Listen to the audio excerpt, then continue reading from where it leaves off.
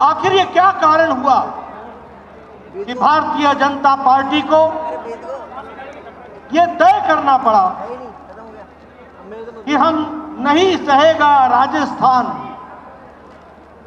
इस बात को लेकर महारैली भी करेंगे और कैंपेन को आगे बढ़ाएंगे। इसका कारण है कि ये गहलोत की सरकार नहीं है, ये घर को लूटने वाली सरकार है जो आज राजस्थान में विद्यमान है। दिल्ली को पैसा भेजना, गरीबों के पॉकेट का हिस्सा मारना, सरेआम भ्रष्टाचार को प्रोत्साहित करना, भ्रष्टाचार के नए रिकॉर्ड बनाना, यह गहलोत सरकार का काम करने का चाल चरित्र है। इसको हमको समझना चाहिए। यह सरकार लूट लेने वाली सरकार है, यह सरकार अत्याचार करने वाली सरकार है, यह सरकार कुशासन लाने वाली सरकार है। और ऐसी सरकार को बिल्कुल भी एक मिनट भी रहने का अधिकार नहीं है। और आने वाले नवंबर में आप इसको बाहर का रास्ता दिखाएंगे, इस बात का मुझे पूरा विश्वास है। मित्रों, अभी अभी हमने एक फेल कार्ड का रिपोर्ट कार्ड आपके सामने रखा। राजस्थान का 5 साल के अंदर रिकॉर्ड क्या है? कौन से आयाम, कौन से काम गहलोत सरकार ने किए? उल्टे गहलोत सरकार ने कुशासन के झंडे झुलाने का काम किया है तो गहलोत सरकार ने किया। अगर भ्रष्टाचार में किसी ने रिकॉर्ड बनाया तो गहलोत सरकार ने किया। और उसी को बात को अगर हम आगे बढ़ाएं तो ध्यान में आता है कि चाहे दलितों पर अत्याचार हो, महिलाओं पर अत्याचार हो, आदिवासियों पर अत्याचार हो, बच्चों पर अत्याचार हो, सभी में राजस्थान ने सारे रिकॉर्ड तोड़ने का काम किया है तो गहलोत सरकार ने किया। और इसीलिए हमने तय किया है कि नहीं सहेगा राजस्थान के नाम पर कैंपेन को चलाकर 2 करोड़ लोगों तक पहुंचने का हम काम करेंगे। हर पंचायत में जाएंगे, हर ढाणी में जाएंगे, जनता को पार्टी का संदेश पहुंचाएंगे और भ्रष्टाचार मुक्त और विकास युक्त सरकार लाएंगे, राजस्थान की सरकार बनाएंगे। इसको हमको आगे बढ़ाना है और इसी बात को लेकर के हम आगे चलेंगे। मित्रों, ये यूपीए की सरकार, ये यूपीए क्या है? ये यूपीए है, यू स्टैंड फॉर उत्पीड़न। उत्पीड़न करने वाली सरकार है तो वो यूपीए की यू है। और अगर हम पी की बात करें तो पक्षपात करने वाली सरकार है तो वह भी यही यूपीए सरकार है। और ए है तो वह अत्याचार करने वाली सरकार भी यही सरकार है। ये हमको समझना चाहिए। इसलिए उत्पीड़न, पक्षपात और अत्याचार करने वाली ये यूपीए की सरकार, उसके बारे में हमको जरूर ध्यान रखना चाहिए। जब हम महिला उत्पीड़न की बात करते हैं तो आपके सामने थाना गाजी का गैंगरेप आपके ध्यान में होगा।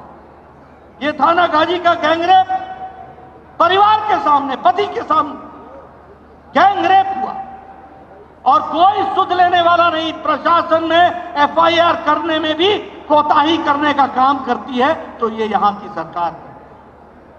अगर मैं बात करूं आलापुरा के और अलवर की घटना के, जहां एक मजहबी सिख की बच्ची को उसका गैंगरेप हुआ, उसके साथ गलत बर्ताव हुआ और बाद में उसका मर्डर हुआ, यह भी हम सबके सामने है। अगर मैं बात करूं खाजूवाला के दलित युवती के साथ गैंगरेप, जहां पुलिस वाले ही यानी रक्षक ही भक्षक बन गए और उन्होंने इस काम को अंजाम दिया, बाद में एफआईआर करने में भी गुरेजी की गई। यह है गहलोत की सरकार। और आपको ध्यान में होगा ना कि एक कांग्रेस का नेता, शायद मंत्री थे, जो विधानसभा में मंत्री थे, मंत्री हैं, वो विधानसभा में कहते हैं कि ऐसी घटनाओं में मुझे उनके वाक्य बोलने में भी शर्म आती है। इस तरीके का वाक्यों का प्रयोग करने का काम वो करते हैं। अभी जो करौली में जो घटना घटी है अभी 2 दिन पहले, ये घटना मानवता को झिकझोर देने वाली घटना है।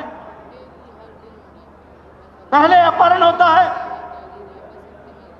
और उसके बाद रेप होता है, फिर गोली से मार दिया जाता है, फिर एसिड से जलाया जाता है और फिर कुएं में डाल दिया जाता है और उसको हर तरीके से केस को दबाने का काम करती है तो गहलोत सरकार करती है। यह यहां का कुशासन है, यह यहां का कुशासन है।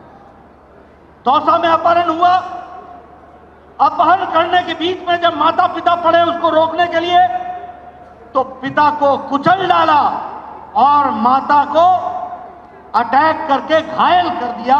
यह स्थिति की गई और अपहरण करके ले गए। यह भी हम सबके सामने है।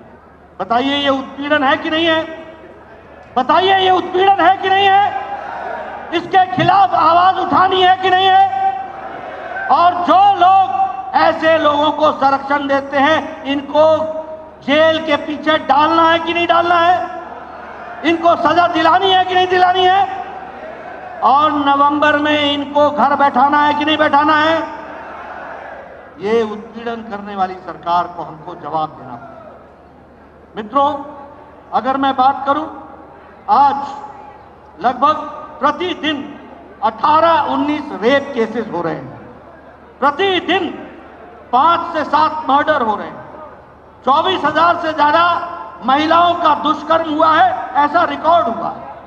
और जयपुर में 2-3 किलोमीटर के अंदर ही महिला के आत्मदाह का भी केस हम लोग के सामने आया है। ये कैसा राजस्थान, जो संस्कृति के लिए जाना गया, जो राजस्थान शांति के लिए जाना गया, जो राजस्थान भाईचारे के लिए जाना गया, जो राजस्थान विकास के लिए जाना गया, आज वहां महिला उत्पीड़न चरम शिखर पर है। चरम सीमाएं, सारी सीमाएं पार कर रही है, सीमाएं लांघ रही है। ऐसे को मुंह तोड़ जवाब देना राजस्थान की जनता की जिम्मेवारी है। इसलिए अब राजस्थान की जनता नहीं सहने वाली है इस गहलोत सरकार को। यह भी हमको स्पष्ट संदेश देना है। मित्रों, मुझे बताया गया कि लगभग 1,90,000 महिलाओं की घटनाएं घटी हैं। अगर मैं पक्षपात की बात करूं तो न्याय और तुष्टीकरण वह भी हम सबके ध्यान में है। यहीं जयपुर में जयपुर बम ब्लास्ट का केस हुआ था। वसुंधरा राजे जी मुख्यमंत्री थी। केस को फास्ट ट्रैक में डाला गया। समय रहने के अंदर लोअर कोर्ट में जयपुर बम ब्लास्ट के कातिलों को, टेररिस्टों को फांसी की सजा सुनाई गई। फांसी की सजा सुनाई गई जब वसुंधरा जी मुख्यमंत्री थी। लेकिन उसके बाद जब कांग्रेस पार्टी की सरकार आई तो लंबे समय तक सुनवाई टलती रही।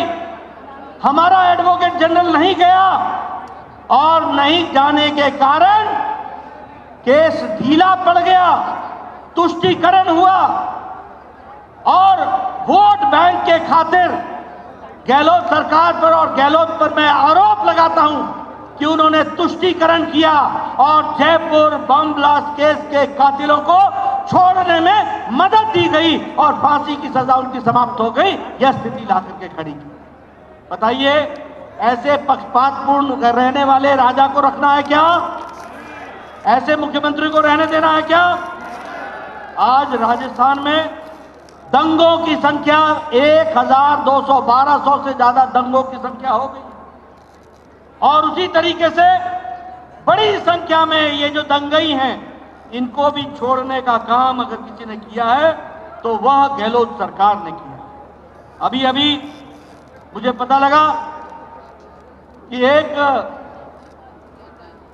पूर्व में राज्य मंत्री का दर्जा लेने वाला व्यक्ति 18 लाख रुपए के रिश्वत के साथ पकड़ा गया है। 18 लाख की रिश्वत के साथ, और उसके केस को भी दबाने का काम गहलोत सरकार कर रही है। यह भी हमको ध्यान रखना। अगर मैं अत्याचार की बात करूं तो 19,500 किसानों की भूमि कुर्क की गई है कि नहीं की गई है? की गई है कि नहीं की गई है?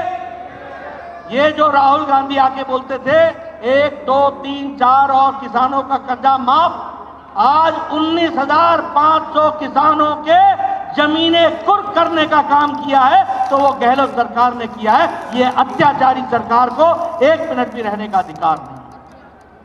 आप देखिए, दलितों पर 8,000 से ज्यादा मुकदमे 2022 में दर्ज हुए हैं। 8,000 से ज्यादा सिर्फ दलितों 2022 में। ये कैसा प्रदेश बन गया? उसी तरीके से पाकिस्तान से आए हुए शरणार्थियों के घरों को बुलडोजर से उड़ाने का काम, पक्षपातपूर्ण तरीके से चलने का काम, वोट बैंक की राजनीति को आगे बढ़ाने का काम, और वहीं रोहिंग्यों को बसाने का काम ये गहलोत सरकार कर रही है। ऐसे अत्याचारी सरकार को रहने का कोई अधिकार नहीं है। इसको हमको समझना चाहिए। मैं आरोप लगाना चाहता हूं, पाकिस्तान से आए हुए शरणार्थी भाई जो हिंदू भाई है, उनके ऊपर तो बुलडोजर चलाते हो और रोहिंग्यों को बसाने का काम करते हो, आधार कार्ड दिलाते हो, उनको वोटर आईडी लिस्ट में जुड़वाते हो। आप बताइए, ऐसी अत्याचारी सरकार रहनी चाहिए क्या? ऐसी सरकार जो वोट के लालच में वोट बैंक खड़ा करने का काम करे और देशद्रोहियों को समर्थन करे, ऐसे लोगों को रहने देना है क्या? अगर नहीं देना है तो गांव-गांव जाकर के ये संदेश दे दो कि अब राजस्थान सहने वाला नहीं है और इनको उठार करके फेंक देने वाला है। इसको हमको पूरा करना पड़ेगा।